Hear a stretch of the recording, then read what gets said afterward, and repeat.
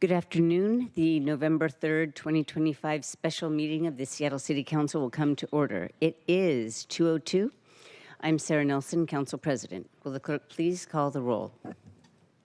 Councilmember Solomon. Here. Councilmember Strauss. Present. Councilmember Hollingsworth. Here. Councilmember Juarez. Here. Councilmember Kettle. Here. Councilmember Rink. Present. Councilmember Rivera. Councilmember Saka. Here. Council President Nelson. Present. 8 present. Thank you very much. If there's no objection, the agenda will be adopted. Hearing no objection, the agenda is adopted. And if there's no objection, the council rules will be suspended to consider a resolution for introduction and adoption. Hearing no objection, the rules are suspended and the council will proceed with consideration of item 1, resolution 32186. Will the clerk please read item 1 into the record? The report of the City Council, Agenda Item 1, Resolution 32186, modifying the October 30th, 2025 mayoral civil emergency proclamation regarding the federal government shutdown and the disruptions to SNAP benefits for Seattleites. Thank you. Councilmember Hollingsworth, you're recognized in order to move the resolution. Thank you, Council President. I move to adopt Resolution 32186. Second. Second. It is moved and seconded to adopt the resolution. Councilmember Hollingsworth, as sponsor, you're recognized in order to address it. Awesome. Thank you, Council President. This is a simple addition acknowledging that the various orgs that help with food access beyond food banks, we have meal providers, there are senior centers, there are schools, the entire food system sector is included in this. SNAP benefits are diverse. Range of meal and food providers that accept SNAP throughout the distribution channels. This provides executive the flexibility to distribute the funding different avenues. We're not deciding where it goes. We're just giving the executive the flexibility to distribute with different avenues. And colleagues, I would hope for your support. Thank you. Thank you. So at this point, if there is no objection, the rules will be suspended to allow Council Central staff to address the council. Hearing none, the rules are suspended. Ben Noble and Lauren Henry, you're recognized.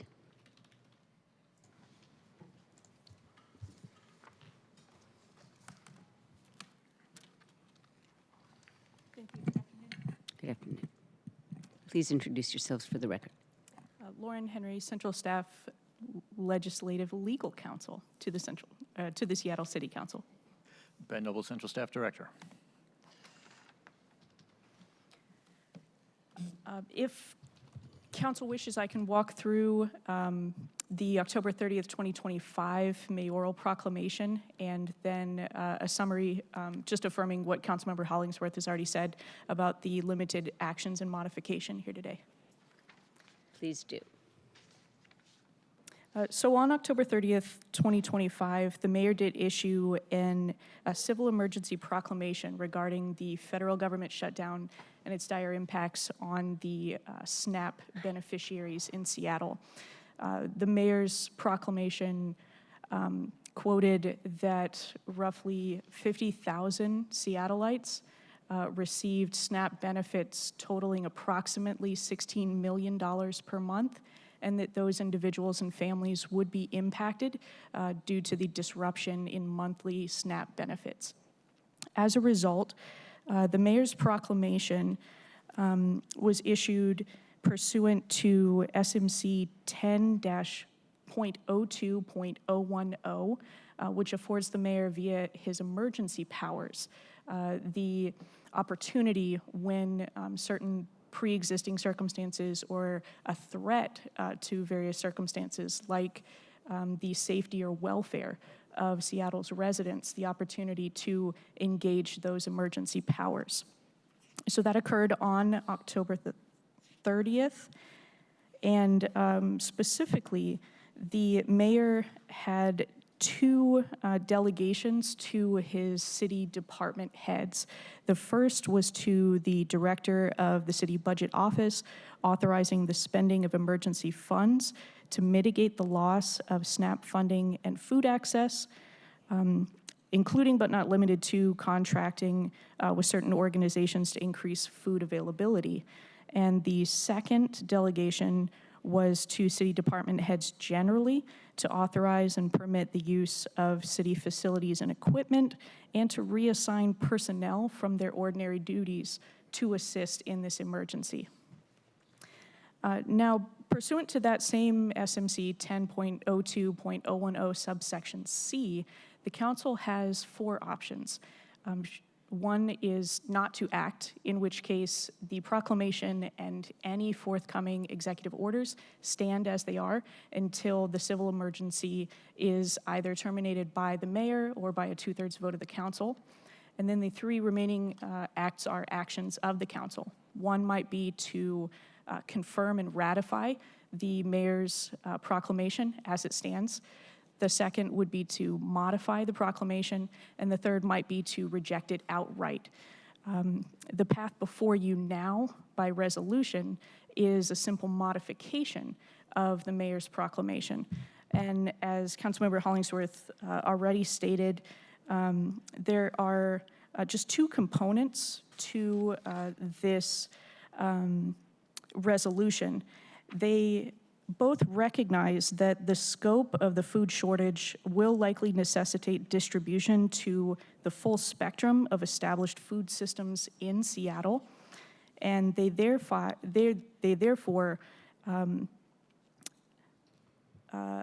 will have provisions within Section 3 regarding the contract and borrowing authority to commit the mayor to distribute resources to that full spectrum of established food systems, be it meal providers for children, seniors, other vulnerable populations, community centers, food banks, and diverse food distribution channels. And then the second component is to commit the mayor to, in consultation with council, identify the sources of public funds available to address the food shortage, and demonstrate the plan to distribute resources and staffing equitably to our community. So 2 components to this resolution, and I'll pause there for questions.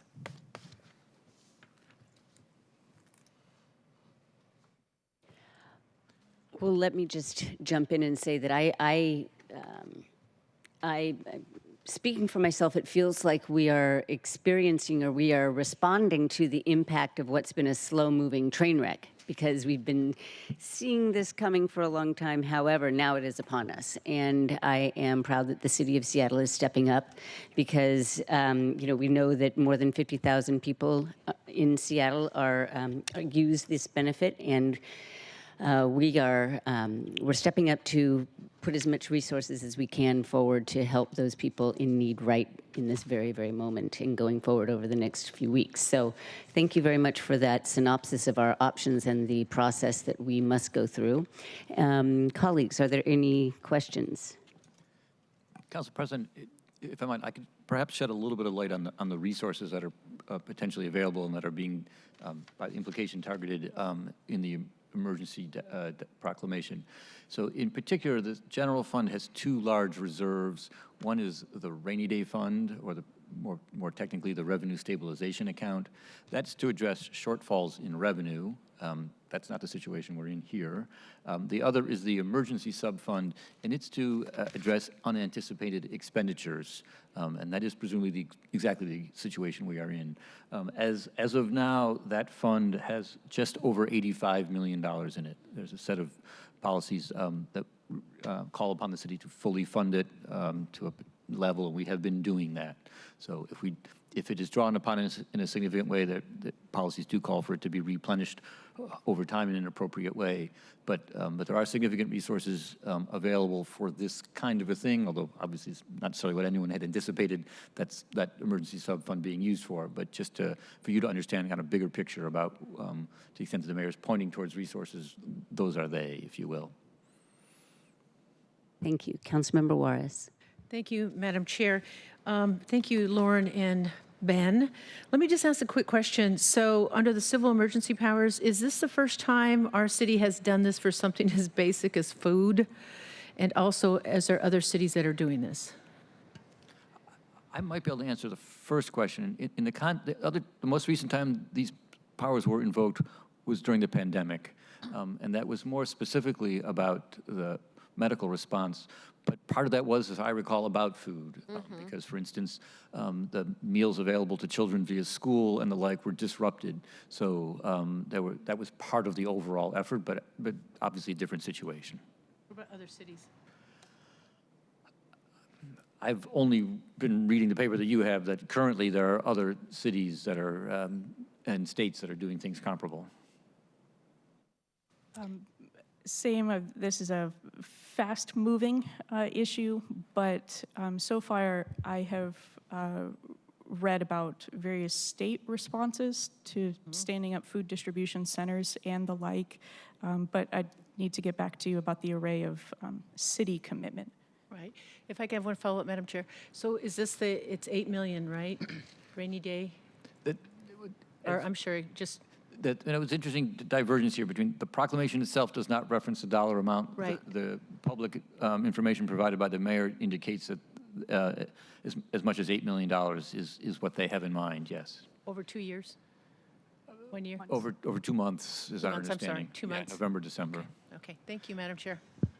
Going back to the question of other jurisdictions, is King County, have you heard of anything that the King County is going to be doing, especially for unincorporated King County residents? I haven't, but I'm happy to look into that and report back to the council.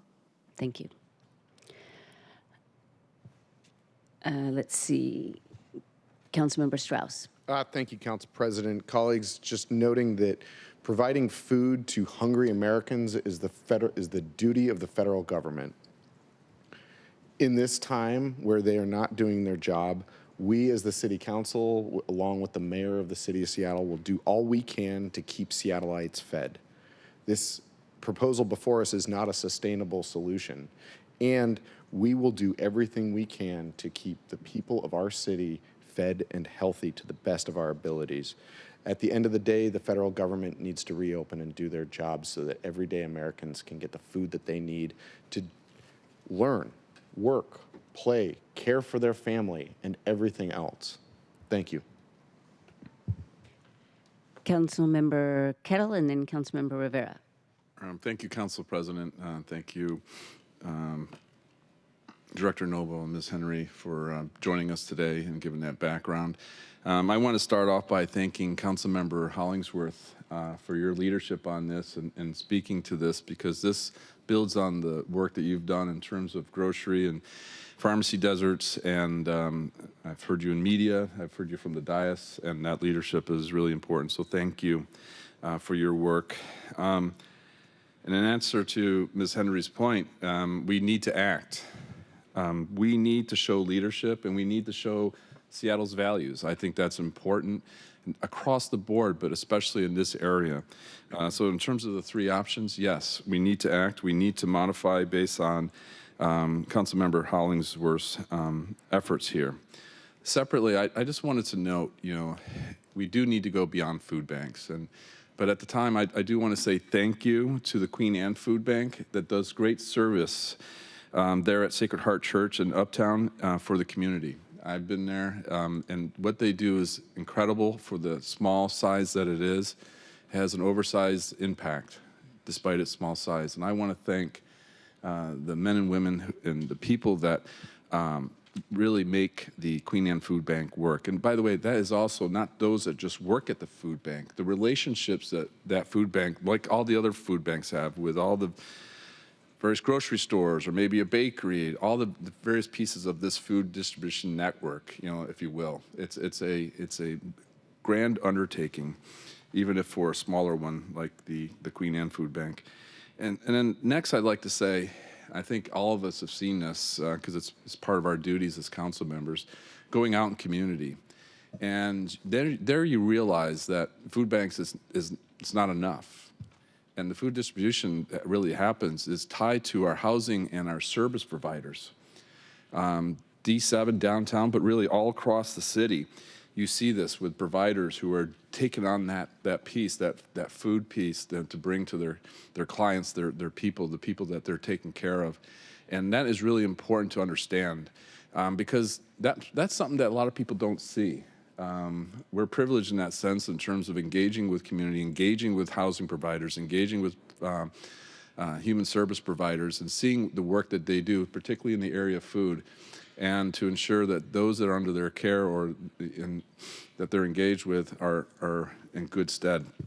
So I just want to thank them for their service. I know we're coming up on Veterans Day, but I think it's really important to the people of the Queen Anne Food Bank, but all the food banks, for all those housing and human service providers that have that food aspect to their mission sets, to say thank you for your service to the people that you serve, but also to our city. And I just want to say a true thank you for your service. Council President. Thank you. Councilmember Rivera. Thank you, Council President, and thank you, Director Noble and Lauren Henry, for being here. Councilmember Kettle, thanks for giving the shout out to the food bank on Queen Anne.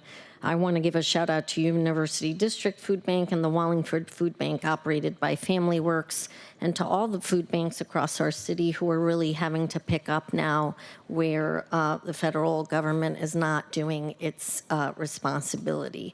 And I will say, Councilmember Juarez, you may remember, and you talked about the mayor issuing an emergency proclamation during COVID, and there were food items involved with that. The only difference is the federal government was actually giving us more money to feed people during COVID, and now they're taking money away, so we cannot feed our people in our cities across the country, including Seattle. And that could not be the most egregious thing that I've ever heard of in my lifetime. And over the 30 years that I've been doing this work, and in the 56 years I've been on this planet, completely egregious, unacceptable, not to feed families and children, seniors, folks that don't have anywhere else to go to get food. I talked to, with even at the state level, I was having a conversation with Representative Lauren Davis, who said she has someone in Shoreline who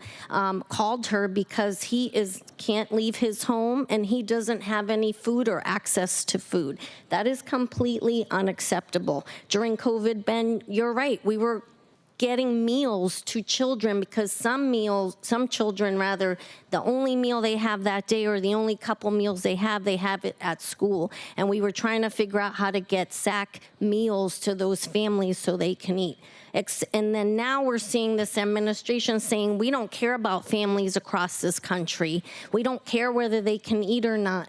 It is completely unacceptable, and that we now have to pick up the slack for what they refuse to do is completely unacceptable. And I'm angry about it. I'm beyond angry. I'm sad. I'm all of the negative emotions around this because I just cannot believe that in 2026, this is happening in the United States of America. It is not okay. And I appreciate the mayor for issuing this executive order, and I stand with you, colleagues, to support this today and figure out a way how we can get food to our citizens and our residents across the city who need food because of this egregious action by this federal government. It's not okay. They need to reopen, and they need to feed, and they need to release those SNAP benefits. Totally not okay.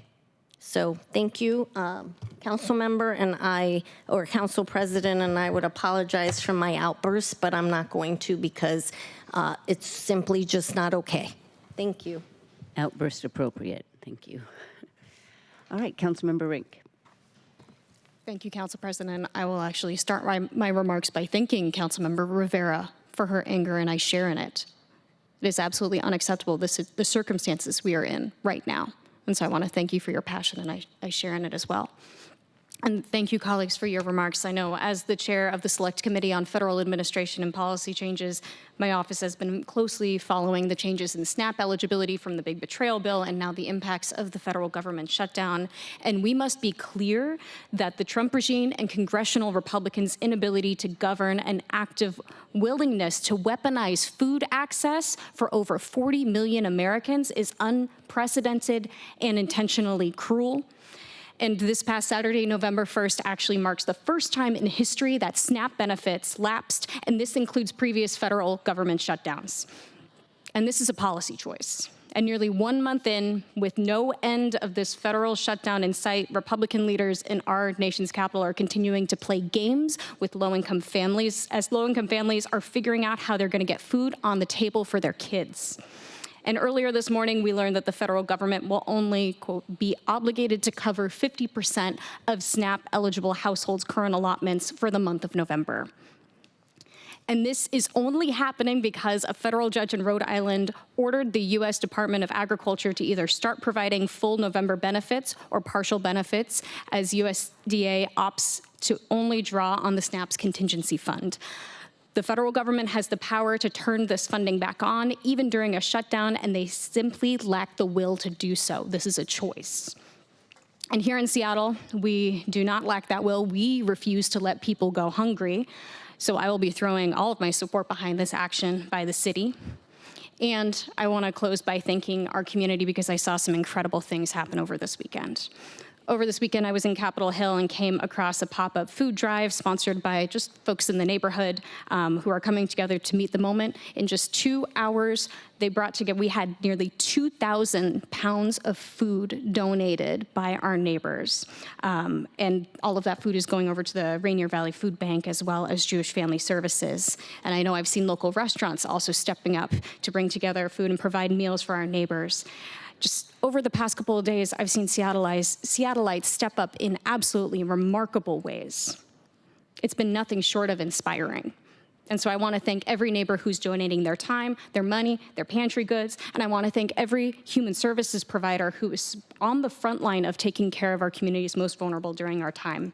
And it's clear that when the federal government is stepping back from supporting people, it is clear that Seattle will step up, and today's action confirms that. Thank you, Council President. Councilmember Saka. Thank you, Madam Council President. I, too, am outraged and alarmed that the federal government's actions and inactions, the Trump administration's weaponization of food, their politicization of food, leads us to this point where we're at today. I share in Councilmember Rivera's frustration and concern. I agree with the sentiment expressed by Councilmember Strauss a moment ago that this is principally a federal responsibility. The next layer of that, I think, is the state. And I think the state has already started to step up and act. And no doubt they'll probably continue that. And here we are as a city, as a local municipality, called upon to step up and act ourselves. This is outrageous. We shouldn't be in this position. Everyone deserves to feel safe. Everyone deserves to have their most basic human needs met, especially and including food access and food security. I know this firsthand. Someone who actually relied on SNAP benefits or the equivalent in the 80s, someone who relied on food banks and food shelves and food pantries to help my family meet its basic food needs. Children are going hungry because of the Trump administration. Our most vulnerable are going hungry because of the Trump administration. Immigrants, refugees, who sacrificed everything to come to this country in the hopes that they will too one day share in the prosperity that the American dream has to offer. Some of them, not all, just need a helping hand with basic access to food to help them stabilize and be put in a better position to earn a living for themselves. And we failed on that promise, and we failed on that commitment. Well, the federal government did. But I won't fail on that promise, and I won't fail on that commitment. and everyone deserves basic food access and security. It is our moral imperative to act, and although I am outraged and shocked and all the other sort of negative emotions that you expressed, Councilmember Rivera, I am proud to be able to, as a city, step up and help in such a way. And won't hesitate to do it either. Again, this is our moral imperative to act. I want to thank organizations in District 1 that have stepped up to answer the call from a local community group perspective as well, including the West Seattle Food Bank, Cultivate South Park. My office has been in direct contact with both of those organizations and others in District 1 this whole weekend, this morning, learning what they're doing to support the need and backfill, learning how we can help as a city. And we're gonna do our part as a city. We're gonna step up. But this is ultimately not just a federal and state, and now we're taking up our share from a city perspective, a city responsibility. This is a shared responsibility as well. It's not just a government responsibility, high level. This is a shared responsibility between community, and I am encouraged and heartened to hear some of the tremendous ways communities are showing up, as Councilmember Rink talked about a moment ago. We've seen that in my own district as well. Volunteers, we need more of that. So I'm calling on everyone to find a way to step up and support the need. Provide volunteer hours to some of these community food banks, West Seattle Food Bank, for example. Donations, food donations, monetary donations especially. A lot of these organizations could particularly use monetary donations. We're certainly coming in from a city perspective and helping with the monetary piece. But this is a collective shared responsibility that we have to truly live up to our city's values. I won't hesitate to do it, and I'm proud to be able to do it today. We're here to do our part. Thank you.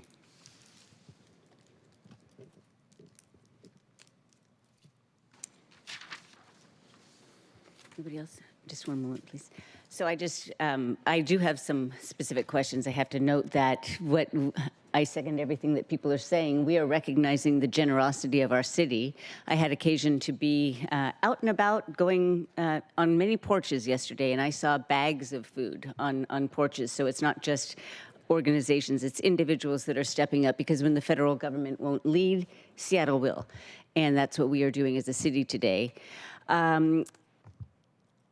The facts are right now, I specifically that we are really, we're trying to step in and mitigate against the uncertainty of when federal resources will get to the people, to the tables in living rooms across the country and in our city. So although federal courts have ruled that SNAP funding may remain, it's apparent that only half of eligible households will receive the benefits this month, or they will get half as much as they really need, and no one will receive anything if this drags on into December. It's just, there's so many unknowns at the federal level. So one of my questions is, do we know how fast this funding can be released or be transformed into food in trucks that is available for families? That's one question, and I know that depends on the outlet, and I do want to ask more specifically what you know about that.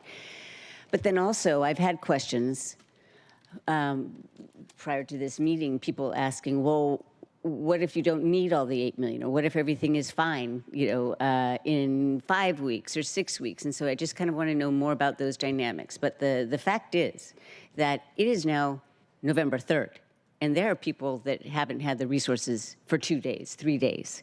And so it's imperative that we get going and not think too far down the line, but these are the questions that are out there.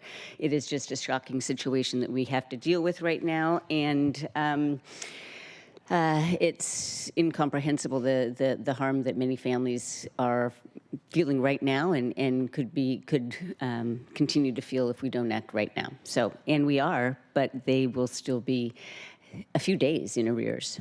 So any information you can share, thank you.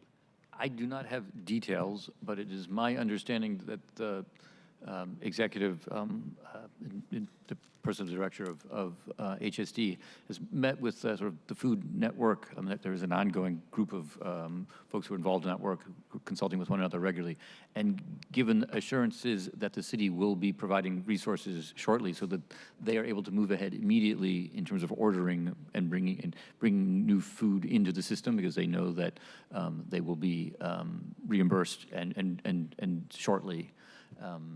Again, with this action, you will be confirming the mayor's authority. So to the extent that there was any question about that, that will have been eliminated as well. More than that, I don't know. Councilmember Hollingsworth, how does it work with other entities that might not be food banks? Or can you shed any light? I mean, this is what you did for I'll so try to do many my years. best Yeah. educated guess, and if I get some numbers wrong, I apologize. So you have food banks; those are in Seattle. Those are all over Seattle. There's 32 of those in the city. They're allowed to get USDA funding, TFAP and EFAP funding, which is the state funding, and also federal dollars. Then you have meal providers that are all throughout the city that do distribution through our senior centers, community centers, organizations, everywhere. You also have our senior centers. You have meal providers. You have community gardens. Like, you have a very wide range of different types of food channels that can get to people, and you don't want to overwhelm a system. And so you want to give the opportunity to have different types of food distribution networks in case something switches at the federal, or you want to just have the most diverse options to be able to do distribution. And that's what this amendment does. In this case, during the pandemic, this is a manufactured crisis that's going on right now. Pandemic was very, very different, as there was food channels that were, like, for example, prime example, when airlines shut down, a lot of that food went into the food bank sector. If the stadiums that shut down, those went into the food bank sector, and they overwhelmed that sector with the food banks, and so that continued to spread out into other networks, whether it was a mobile food pantry, whether you saw churches doing distribution, whether it was community groups, whether it was Miss Yvette with Color Girl Garden Clubs. You had all these different types of food distribution networks. This is different because you are taking away people's ability to go purchase their food at a farmer's market, at a grocery store, at a mom and pop store, and different things. I think this is going to impact us a lot different than the pandemic did. And so we have to be prepared in all distribution channels, especially through our schools that have kids on free and reduced lunches. So it's not, we're not deciding where stuff goes. I think this just gives the executive the option of different types of food outlets. It's not putting one against the other. We are very grateful to food banks. It's just making sure that we have different options for distribution for food. And I would imagine they appreciate that too, because of staffing shortages, et cetera, I would imagine, but. Correct, and I will say this, the one barrier to this is, you're flooding a system with food, and that's great, but people need operational dollars to go deliver, to fund people, the gas, the storage of all these supplies. If people are buying food, where are they going to store it in these big refrigerations so they can get lower costs down? The transportation alone is significant. So there's the last mile, as we call it, the distribution network. So that's going to be a challenge, but I think this is a great first step, and this is also not sustainable. So, like I echo my colleagues, we need the federal government to reopen. Mm-hmm. Did you have another comment? Go ahead, Councilmember Rivera. Thank you, Council President, and thank you, Councilmember Hollingsworth. The volunteering piece is really critical, because with the operationalizing of trying to get food to folks, that is also really helpful. So that is a way that everyone, to Councilmember Saka's point also earlier, can get involved. I will say in my disbelief and impassioned comments, and thank you for letting me say that, colleagues. I should have really given a shout out to Senator Murray and Senator Cantwell and our congressional delegation who've been working so hard on behalf of Seattle and our residents here at the federal level. And then I had a question, Director Noble, about the state level funding, the $2.2 million a week that the state is releasing, and when are we going to get, and how can we get information about how that is helping Seattle? Like, what support can we expect to see? And very much appreciate Governor Ferguson's swift action there. And we know that when we do all these efforts from a fiscal standpoint, there are things that you need to do and put in place to be able to release dollars. So do we have any information, and when can we expect to see information about how that will get out to the cities across the state? I do not currently, but after this meeting, that first question I can pose.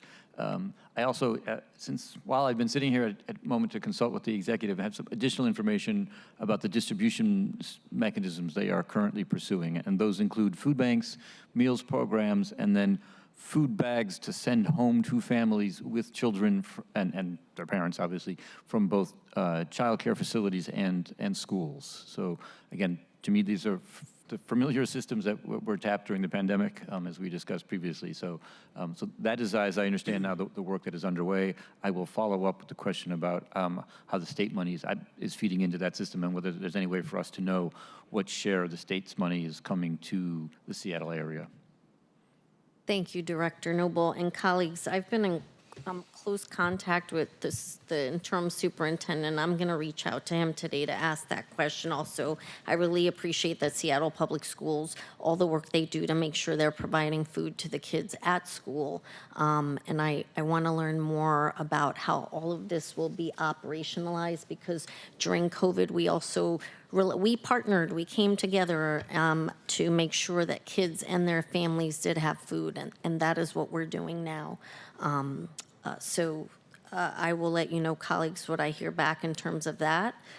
But I am confident that everyone, all our partners are coming together to really try to help our residents, and I very much appreciate that. And I just need, this federal administration, you know who's not going hungry tonight? Trump's kids and grandkids. That's who's not going hungry tonight. So, thank you, colleagues. Thank you, Council President. All right. Let's get that check out the door. All right. Will the clerk please call the roll on the adoption of the resolution? Councilmember Solomon. Councilmember Strauss. Aye. Councilmember Hollingsworth. Yes. Councilmember Juarez. Aye. Councilmember Kettle. Aye. Councilmember Rink. Yes. Councilmember Rivera. Aye. Councilmember Slocum. Aye. Council President Nelson. Aye. 9 in favor, none opposed. The resolution is adopted, and the chair will sign it. Will the clerk please affix my signature to the legislation on my behalf?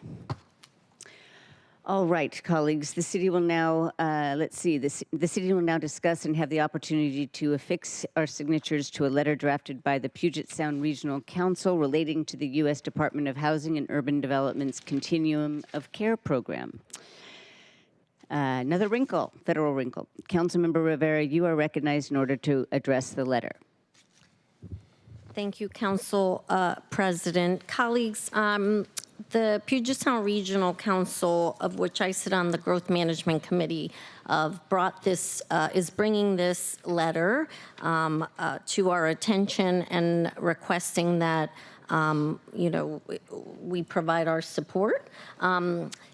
It is a letter to Senator Murray, and it is a letter thanking her for her efforts and on the release and advocating on behalf of release of the continuing of care funds that the federal government is holding.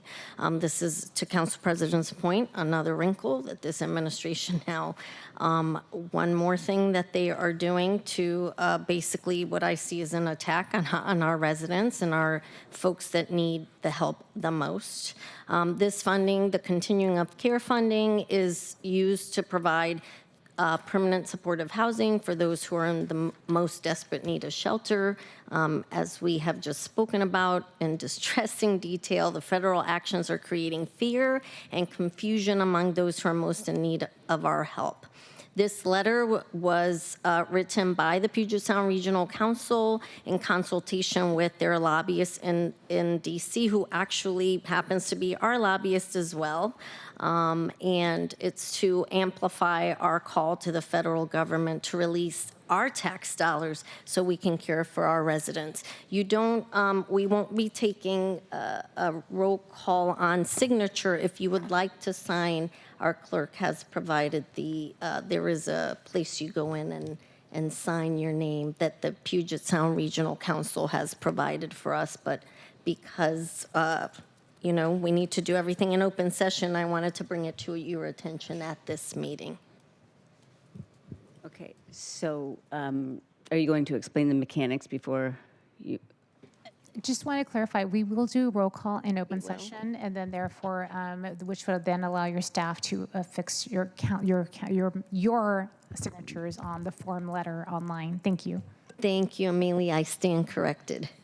And also know, council members, that I've heard from some folks about confusion about the letter. I have spoken with Senator Murray's office and with the Puget Sound Regional Council folks again. And at the end of the day, what this letter is attempting to do is, again, tell the federal government, please release the continuum of care dollars. I think there was some confusion as to a little bit at the wording, so I want to make sure that I'm very clear that what the letter is attempting to request is for the federal government to release continuum of care funding to our providers. So wanted to say that, and also acknowledge that I know some of you in the past have said that you don't necessarily want to sign on to letters. And that is okay. This is, if you feel comfortable, you can sign on. If you don't, that's okay too. I know we're all grappling with there is so much coming out of the federal government that tracking it minute by minute is really has proved challenging to elected leaders across our city, our state, and our country. So we're all grappling with the best ways to show our support. At the end of the day, we just want to show our support to our residents, and that's what this is about. Thank you, Council President, and thank you, Amelia, for correcting how we were going to do this. Thank you.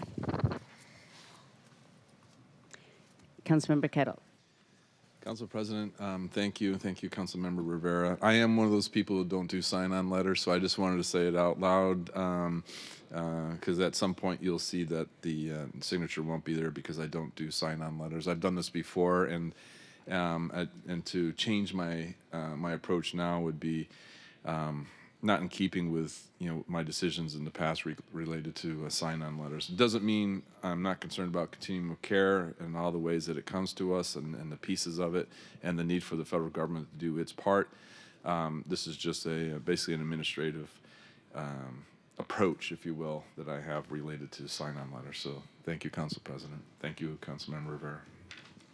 I can appreciate that, and it's always important to be consistent so nobody asks questions.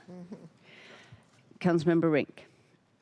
Thank you, Council President. I want to thank Councilmember Rivera for bringing this letter forward. It's tremendously important, and I know the issues related to the continuum of care funding were first surfaced in our select committee meeting on housing some months ago, where KCRHA shared a little bit about how this could be under threat. And I think it's important to center that in our region, 4,500 households are housed through our continuum of care funding. So this is a huge deal for us. And so I'm glad that we have a letter before us to be further advocating to our congressional delegation, to Senator Murray, because of its importance. I'd also note that the The NOFO associated with the continuum of care funding has not been released. It can't be released now that the federal government's shut down, but it was already later than it ever has been released, even before the federal government shut down. So just to underscore, we are in tremendously unprecedented times. This funding is critical when we're talking about housing our neighbors across the region, especially for support, for permanent supportive housing too.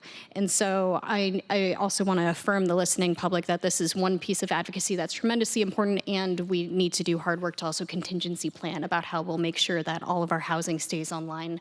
That's funded through this. So working with our partners at the county to also develop a plan for applying for the NOFO and putting forward a competitive application still when that comes forward will be really important.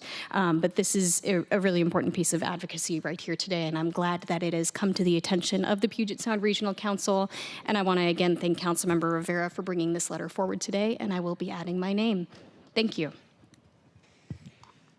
I echo those thanks. Thank you very much in your role bringing this forward. Vice Chair of Government Affairs of what is the what position do you? It's I sit on the Growth Management Committee of the Puget Sound Regional Council.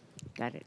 Yeah, I mean, ultimately, this is the first time that I can remember that after just 1 year, because they were late, these contracts have only been active for a year. And so now we're going to, the potential to pull out the rug from underneath those contracts and the people that have been depending on them to have a roof over their heads. So anyway, in my mind, it's a color of money issue because we protect our people. And many of these are Seattle residents, of course, and so therefore we would want to step up anyway. All right, would you please call the roll on the... Council President. Sorry, go ahead. Am I recognized? Go ahead, yes. Thank you, colleagues. I want to also thank the mayor for adding a Federal Reserve account to this year's budget. If these COC dollars do not come through, it will eat up the entirety of our Federal Reserve budget. And so we are doing both things. We are planning for the uncertainty that the federal government is causing unnecessarily. And if for some reason we were to reduce the funding in that Federal Reserve account and these dollars didn't come through, we would be in a world of hurt. This is my pitch to everyone that we should be adding to that Federal Reserve account baseline minimum, because our city and our Seattleites are one unnecessary chaos, moment of chaos away from a lot of uncertainty that is not needed. We're doing everything that we can as the municipal government to keep our government running and to keep Seattleites' daily lives unchanged. But if we reduce any of that money in the Federal Reserve account and this money does not come through from the federal government, we're going to have a lot of problems that we're going to have a lot of problems. And so we're doing everything we can, but I just urge you to please do not reduce the Federal Reserve account as we walk into this week of council member amendments. That's my pitch to you today. Thank you very much. Budget deliberations trailer. Okay. All right, seeing no other hands, would you please find out who would like to have their signatures on the letter? Councilmember Solomon, Yes. Councilmember Strauss, Yes. Councilmember Hollingsworth, Yes. Councilmember Juarez, Aye. Councilmember Kettle, No. Councilmember Rink, Yes. Councilmember Rivera, Aye. Councilmember Saka, Aye. Council President Nelson. Aye. 8 signatures will be affixed. Thank you very much. All right, so that's that, and then we will sign it on our own. Thank you very much for that roll call, and we have now reached the end of today's agenda. The November 4th City Council meeting is canceled, and the City Council will meet again on November 12th, 2025 at 2 p.m. Hearing no further business, it is 2:51, and we are adjourned. Thank you. Council President.